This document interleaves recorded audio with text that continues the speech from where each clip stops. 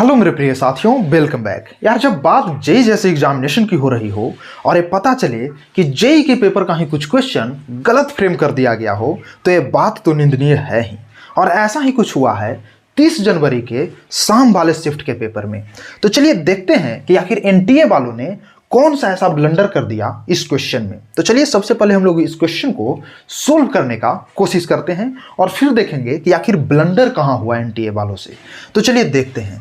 यहाँ पर आपको क्वेश्चन क्या दिया गया कि फॉर अल्फा और बीटा, ये जो कि है अल्फा और बीटा वो बिलोंग कर रहा है क्या, फर्स्ट कोऑर्डिनेट में है 0 से π/2 में। फिर का क्या कहता है कि let 3 sin alpha plus beta बराबर 2 sin अल्फा माइनस बीटा।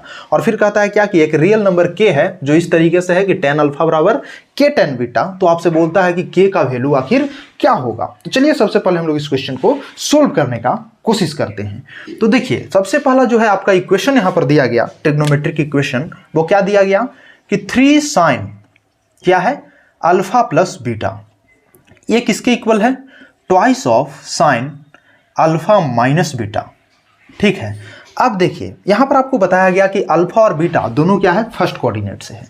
तो चलिए सबसे पहले हम लोग यहां पर फॉर्मूला से इसको एक्सपेंड करते हैं और फिर सोल्व करने का कोशिश करेंगे। तो देखिए यहां पर 3 है, इसको एज इट इज लिख देंगे।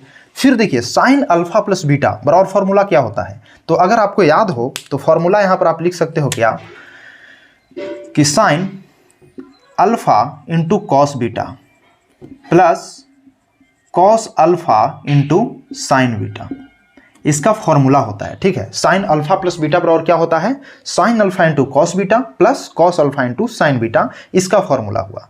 इसके बाद देखिए यहाँ पर 2 है तो 2 एज इट इज लिख दिए। फिर क्या है साइन अल्फा माइनस बीटा, तो अब इसका फॉर्मूला लिखेंगे। तो इसके फॉर्मूले में सिंपली हम लोग को क्या करना होगा, यहाँ प्लस के जगह पर माइनस कर देना होगा। तो चलिए लिखते हैं, यहाँ पर क्या लिखेंगे, sine alpha into cos beta और माइनस क्या हो जाएगा, cos alpha into sine beta. ठीक है, अब हम लोग यहां तक फॉर्मूला से इसको सोल्व कर लिए हैं। अब चलिए इसको आगे सोल्व करते हैं।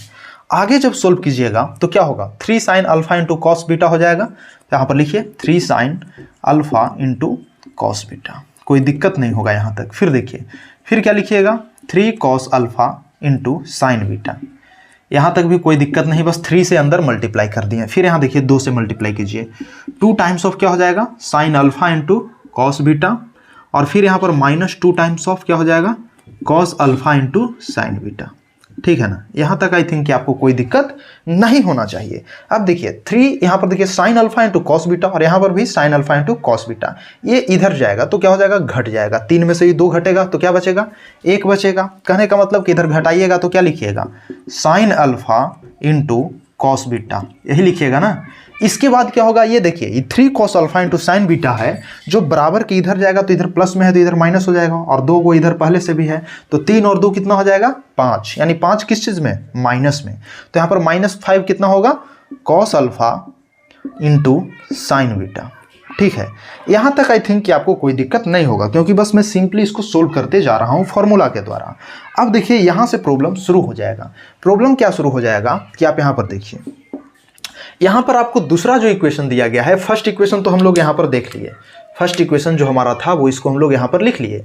दूसरा इक्वेशन है tan अल्फा जो है इक्वल है किसके, k tan बीटा के।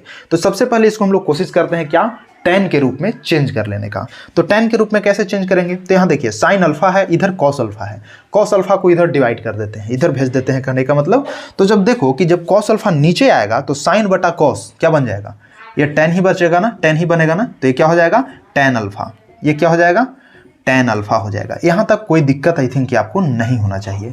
-5 जो है एज इट इज रहने दो। यहाँ देखो ये साइन बीटा है, अब देखो ये साइन बीटा है, कॉस बीटा नीचे भेजो तो साइन बीटा बटा कॉस बीटा क्या हो जाएगा, tan बीटा होगा ना। अरे होगा कि नहीं होगा, साइन थीटा बटा कॉस थीटा क्या होता है, साइन थीटा बटा कॉस थीटा, इतना बराबर होता है tan थीटा। तो वही चीज़ तो कर रहे हैं हम लोग यहाँ पर कि साइन बीटा और ये जो कॉस बीटा है इधर आ जाएगा, तो साइन बीटा बटा कॉस बीटा बराबर क्या हो जाएगा, tan बीटा, और यहाँ पर tan अल्फा। अब देखो यहाँ पर प्रॉब्लम क्या शुरू होता है, यहाँ पर प्रॉब्लम ये होता है माय डियर कि अल्फा और बीटा, एनटीए वालों ने क्या दिया कि अल्फा और बीटा बिलोंग कर रहा है फर्स्ट कोऑर्डिनेट से। तो अगर अल्फा और बीटा फर्स्ट कोऑर्डिनेट से बिलोंग कर रहा है तो tan अल्फा भी पॉजिटिव होगा, होगा कि नहीं होगा, tan अल्फा पॉजिटिव होगा ना, क्योंकि अल्फा जो है फर्स्ट कोऑर्डिनेट में है। तो फर्स्ट कोऑर्डिनेट में tan अल्फा भी पॉजिटिव और tan बीटा भी पॉजिटिव। दोनों पॉजिटिव होगा। तो अगर दोनों पॉजिटिव है तो कहने का मतलब कि इधर पॉजिटिव साइन और इधर जो है निगेटिव साइन आपस में बराबर तो हो नहीं सकता है ना, नहीं ना होगा, क्योंकि इधर tan अल्फा पॉजिटिव है तो tan बीटा को भी, ये तो पूरा ये साइड जो है राइट हैंड साइड, ये राइट हैंड साइड को भी क्या होना चाहिए था, पॉजिटिव ही होना चाहिए था। tan बीटा जो है पॉजिटिव और ये निगेटिव, तो पॉजिटिव इंटू निगेटिव है तो निगेटिव हो जाएगा।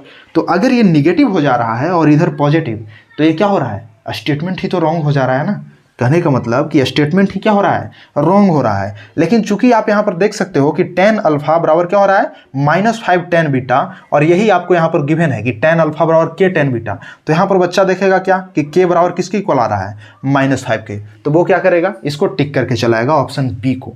लेकिन अगर आप यहाँ पर कंसेप्चुअली देखो तो ये क्वेश्चन ही रॉन्ग है। ऐसे तो आप इसको लिख देंगे इसका आंसर कि -5 हो जाएगा, लेकिन कॉन्सेप्चुअली अगर देखा जाए तो ये क्वेश्चन ही गलत फ्रेम कर दिया गया। क्यों? क्योंकि यहाँ पर अल्फा और बीटा दोनों दे दिया गया फर्स्ट कोऑर्डिनेट में, और फर्स्ट कोऑर्डिनेट में दोनों पॉजिटिव होगा तो ये इक्वेशन ही वैलिड नहीं हो रहा है, क्योंकि इधर पॉजिटिव है तो इधर भी पॉजिटिव होना चाहिए।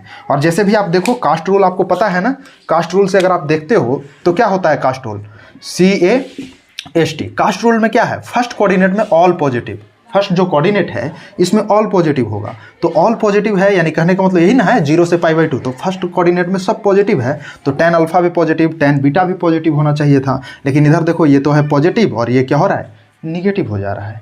तो ये क्वेश्चन ही कॉन्सेप्चुअली क्या हो जा रहा है, रॉन्ग हो जा रहा है। और अगर ये रॉन्ग हो जा रहा है तो इसका जो है कोई भी आंसर करेक्ट आंसर नहीं होगा। इसका जो है क्या होगा, कोई भी आंसर करेक्ट नहीं होगा। ये जो ऑप्शन दिया गया है 4, इसमें से कोई भी ऑप्शन जो है करेक्ट नहीं है, क्योंकि जब क्वेश्चन ही गलत है, स्टेटमेंट ही जब रॉन्ग है, तो फिर आंसर को क्या देखें। आंसर यहाँ -5 आने से थोड़ी आप -5 टिक कर दोगे।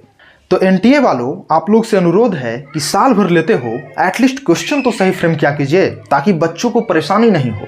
न जाने कितने स्टूडेंट इस टाइप के क्वेश्चन के चक्कर में आकर के अपना काफ़ी सारा समय बर्बाद कर देते हैं एग्जामिनेशन हॉल में।